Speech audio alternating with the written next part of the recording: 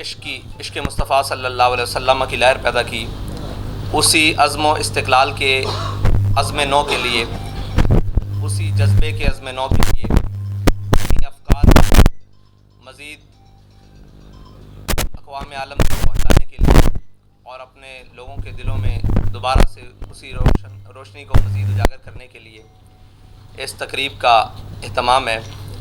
اور ہمارے صوفیاء کے سلسلے میں یہ تقریبات نہایت اہمیت کا حامل ہوتی ہیں، جس کے اندر اس شخصیت کے ان تمام زندگی کے پہلوؤں پر روشنی ڈالی جاتی ہے جو زندگی کے پہلو لوگوں کے لیے مشعل راہ ہوتے ہیں۔ اور امیر المجاہدین علامہ خادم حسین رضوی کی زندگی ایک جہد مسلسل ہے، اور جس کا ہر پہلو ایک درخشاں تاباں ستارے کی طرح چمک رہا ہے، اور اس کا ایک ایک لمحہ وہ ہمارے سب آنے والے عشاقان مصطفیٰ کے لیے مشعل راہ ہے۔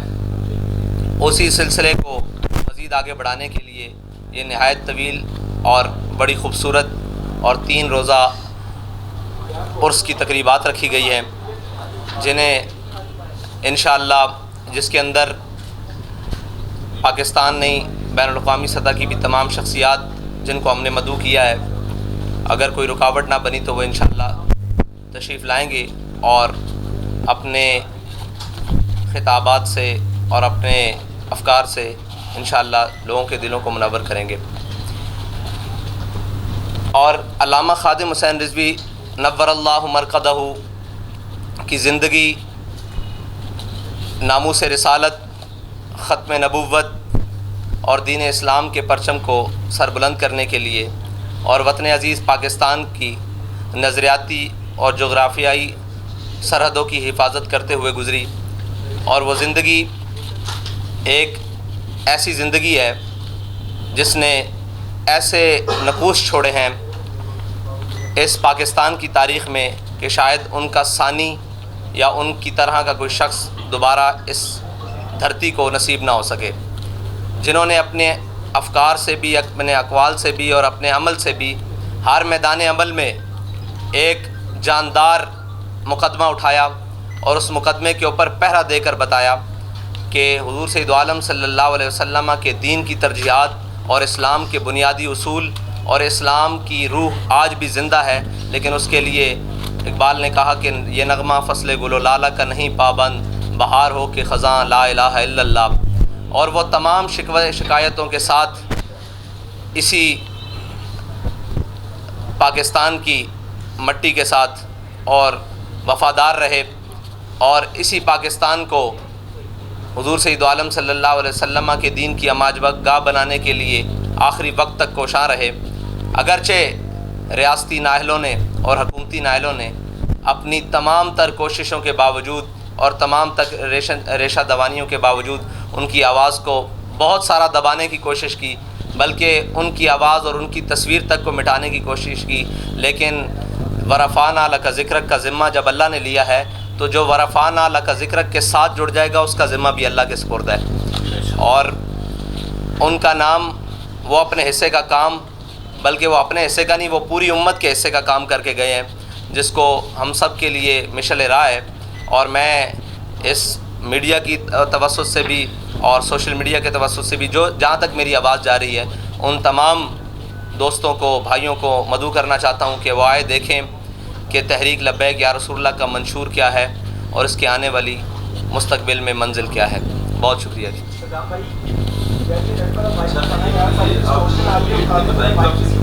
19، 20، 21 نومبر کل سے ظہر سے اس کی تقریبات شروع ہو رہی ہیں۔ اچھا آپ صاحب دو چھوٹے تھوڑی سی بات ملک کی سیاست کو جی جی بالکل حاضر ہے۔ جو صورتحال ہے مہنگائی، روزگاری، بجلی، پیٹرول، بے یقینی کی صورتحال ہے، سیاسی عدم استحکام ہے، ڈالر رک نہیں رہا، اس پہ آپ کی جماعت کا موقف کیا ہے؟ دوسرا ایک ساتھ اس کے ضمنی سوال ہے کہ چیف آف آرمی اسٹاف کی تعیناتی عمران خان صاحب کہتے ہیں کہ یہ حکومت نہیں کر سکتے، تو کیا آپ سمجھتے ہیں کہ وہ ٹھیک کہہ رہے ہیں کہ شہباز شریف کے پاس کوئی اختیار نہیں ہے वज़ीर आज़म को तैयार करके करें। आपने मुल्क के अंदर महंगाई, बेयकीनी की जो सूरत हाल की बात की है, वो ये मुल्क उसी वक्त सीधे राह पर चल सकता है जिस मकसद के लिए इस मुल्क को बनाया गया है। वो मकसद था कि हमने मुल्क बनाते हुए नारा लगाया था, ला इलाहा पाकिस्तान का मतलब क्या, ला इलाहा इल्लल्लाह मुहम्मद रसूलुल्लाह। लेकिन 70 साल उसी नारे के साथ गद्दारी हो रही है। उसी नारे के हमने पस पुश डालकर इसके नज़रियात को जहाँ हमारा दिल किया हमने बेचा, और जिसका जो दिल किया इस मुल्क के साथ किया। और जिस एक शख्स ने, जिसने भी आया, उसने अपनी नज़रिए की बुनियाद पर इस मुल्क को चलाने की कोशिश की। ये मुल्क पाकिस्तानी अवाम का है। ये मुल्क, इसमें बसने वाले 95% इस्लामियान हैं और इस्लामियान पाकिस्तान है। तो इस मुल्क को जिन नज़रियाती बुनियादों पर हासिल किया गया था, जब तक उन पर नहीं चलाया जाता तो ये मुल्क कभी अपने ट्रैक पर वापस नहीं आ सकता। और दूसरी आपने बात की कि आर्मी चीफ़ की तयनाती, ये सवाल पहले भी हो चुका। हमने कहा था कि ये उनके इदारे का मसला है कि वो जिसको आर्मी चीफ़ लाना चाहें सैनिटी की बुनियाद पर या काबिलियत की बुनियाद पर, ये उनके इदारे का मसला है। अगर इसमें हुकूमत का इख्तियार है तो हुकूमत जो भी मौजूदा है उसको चाहिए कि वो आर्मी चीफ़ की तयनाती कर दे, बस। अच्छा, आप साहब, दो मुख्तसर से सवाल हैं। तो ये कि आपकी रिहाई में मौजूदा सिपा सलार का बड़ा आता, अब चूँकि वो जा रहे हैं, अलविदाई मुलाकातें भी उनकी हो रही हैं, मुख्तलिफ कोर्स में जा रहे हैं, तो उनका जो टन्योर है उसको हाफिज़ान रिजवी, अमीर लब्बैक किस तनाज़ुर में देखते हैं? क्योंकि आपकी बात, आपकी स्टेटमेंट बनी हुई। और दूसरा सवाल का जवाब ले लें, एक ही काफ़ी है आपका सवाल, हर दफ़ा आप बहुत सारे ले जाते हैं। नहीं, जितना भी सख्त हो जवाब ले लें। तहरीक लब्बैक पाकिस्तान की हैसियत अमीर आर्मी चीफ़ का एक ज़र्रे बराबर भी किरदार नहीं है। तहरीक लब्बैक पाकिस्तान के हैसियत अमीर साद रिजवी की रिहाई में सारा किरदार तहरीक लब्बैक के कारकुनों का है। ठीक है जी। दूसरी बात यह है कि आपने दूसरा सवाल दूसरा इस तनाज़ुर में था जो उनका टन्योर रहा है एज अ सिपा सलार, ओवरऑल सरहदों की हिफाजत के लिए मिशन को बेहतर बनाने। नहीं, वो तो बड़ा अजीब है। कश्मीर की फ़रोख्त इसी टन्योर में हुई है। ये इतना बड़ा कलक है कि जिसको कभी वो शायद अपने माथे से धो ना सके। आगे चलते बता दें कि इस वक्त तमाम जो मजहबी जमातें हैं वो सूदी निज़ाम के खिलाफ जो है वो जद्दोजहद कर रही है, तो हुकूमत अब ख़त्म करना चाह रही है। तो ये संजीदा आपको नज़र आ रही है कि ये कोई चीज़ में? अगर हुकूमत संजीदा हुई तो उसकी संजीदगी सामने आ जाएगी। अभी तक तो बयानबाजी की हद तक ही है। हम उस वक्त का इंतज़ार कर रहे हैं। की बातें बहुत जानते हैं। क्या जनरल बाजवा वाकई जा रहे हैं? जी, क्या जनरल बाजवा वाकई रिटायर हो रहे हैं? नोटिस मेरे इल्म में इस बात नहीं है कि वो रिटायर हो रहे हैं या नहीं। अगर उनकी मुद्दत पूरी हो रही है तो वो रिटायर हो रहे हैं, जैसा आपको इल्म है, मेरे इल्म में भी। गुजारिश ये है, आप ये बताइएगा आपकी उसकी जो तकरीबात हो रही हैं, क्या इसमें अल्लामा आसिफ जलाली को भी आपने दावत की?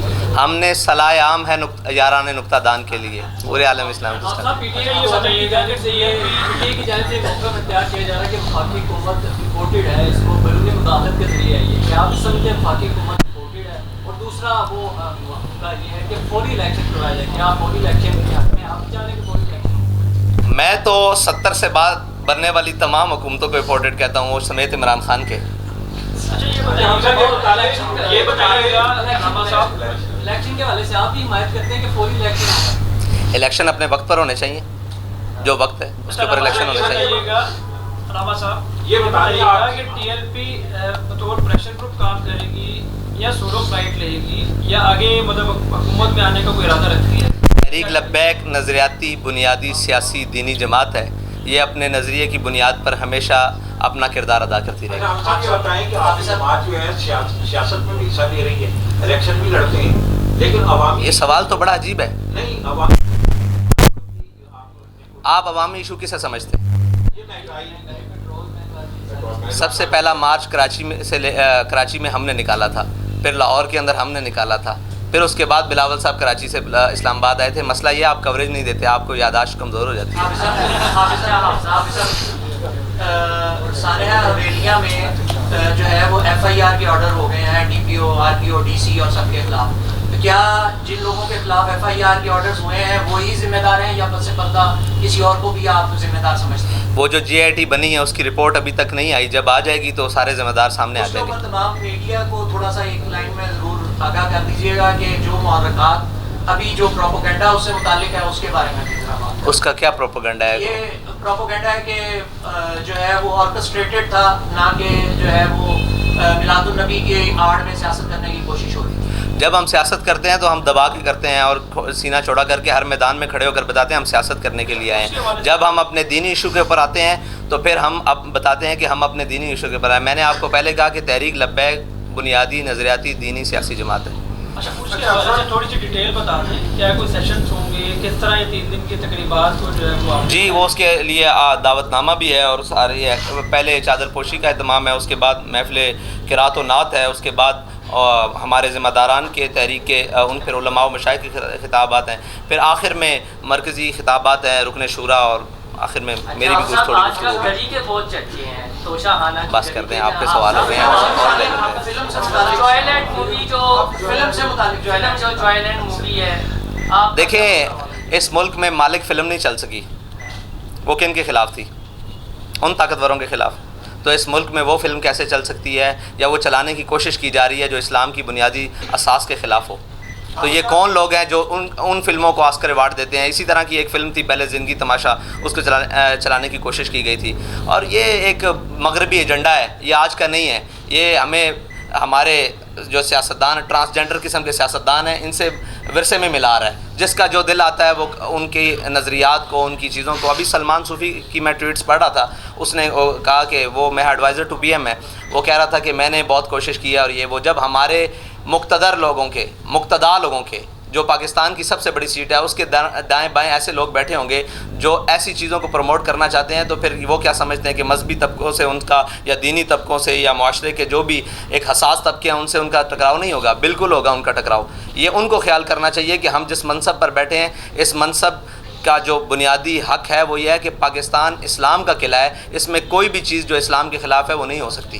لاسٹ کوشچن آپ صاحب، آپ ماشاء اللہ بڑی منظم تحریک ہے، اور آپ جو بات کہتے ہیں کارنامہ اس کو مکمل عمل بھی کرتے ہیں۔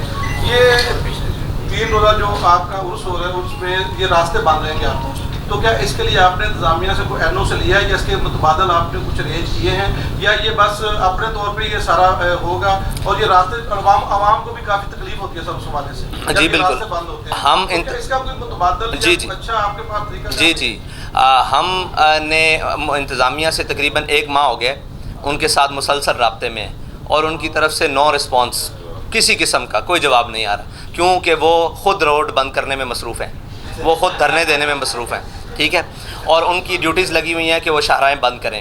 اب ہماری مجبوری یہ ہے کہ ہمارے پاس کوئی قریب ایسا گراؤنڈ نہیں ہے، کوئی ایسی جگہ نہیں ہے، ہمیں مجبوراً روڈ کے اوپر پروگرام کرنا پڑتا ہے۔ جب آگے کی نظریات کی بات، اب ہم اپنا حق سمجھتے ہوئے روڈ بند کرتے ہیں۔ ابھی ہمارے پاس اگر اس کا متبادل کوئی جگہ ہو تو ہم نے ٹریفک کے جو ادارے ہیں ان سے بھی رابطہ کیا، پولیس سے بھی رابطہ کیا مسلسل، یہ تو ان کا کام ہے متبادل پلان دینا، لیکن اگر وہ نہیں دیں گے تو اس کے لیے ہم تیار ہیں بالکل انشاءاللہ۔